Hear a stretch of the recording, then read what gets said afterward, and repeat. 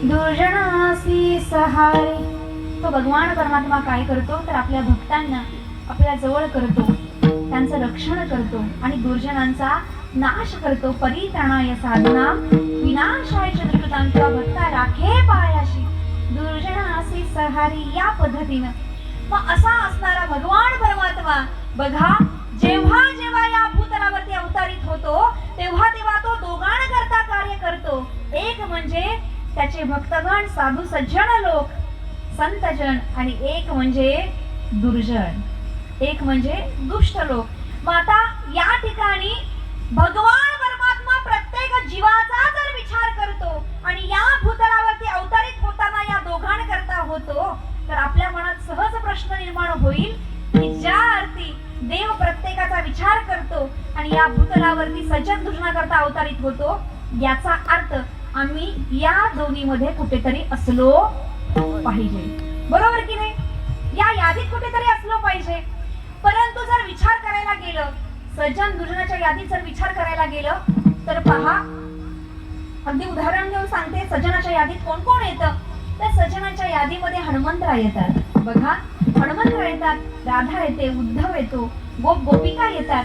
हे सगळे संतजन आहेत, ते सगळे जण सज्जनाच्या यादीमध्ये येतात. आता मला सांगा, संत महात्मा इतके, हनुमंतराया इतके, गोपिका इतके, राधे इतके, उद्धव इतके, आपण सज्जन आहोत का?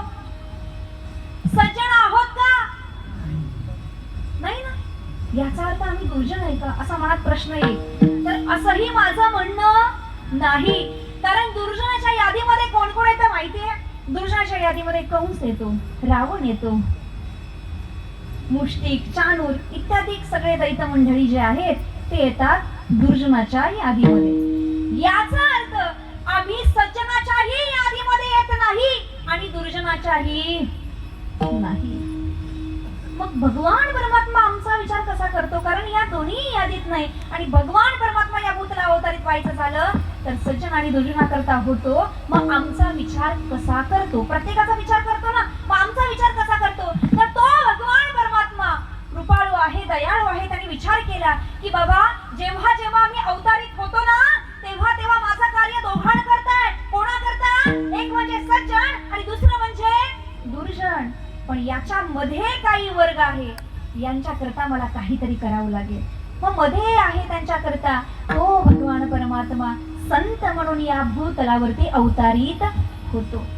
पहा, देवते संत, देवते संत, निमित्त त्या प्रतिमा. दिसायला प्रतिमा वेगळे, दोन्हीही एकच आहे, दोन्हीमध्ये भेद नाही. फरक कितीचा आहे? एक कार्याचा आणि दिसणाऱ्या प्रतिमा वेगळ्या. म्हणजे पाणी आणि बर्फ यामध्ये फरक स्पष्ट करा म्हटलं तर काय फरक आपण स्पष्ट काय करू की पाण्याचं द्रवरूप म्हणजेच पाणी आहे आणि स्थायीरूप म्हणजे बर्फ आहे. म्हणजे दिसताना वेगळं दाखवता येतंय, नाही का? याच्यापेक्षा वेगळा फरक याच्यामध्ये नाही. तसं देव आणि संत याच्यामध्ये पाणी आणि बर्फ इतकाच फरक आहे. दिसायला प्रतिमा वेगळ्या आहेत आणि कार्याचा फरक आहे. मग तो भगवान परमात्मा संत म्हणून अवतारित होतो. वास्तविक पाहायला गेलं तर देव आणि संत यांच्यामध्ये भेद नाही. कारण बघा, ज्ञानोबराय म्हणजे दुसरं तिसरं कोणीही नाही. प्रत्यक्ष पांडुरंगाचा अवतार आहे. आपण नेहमी आरतीमध्ये म्हणतो योग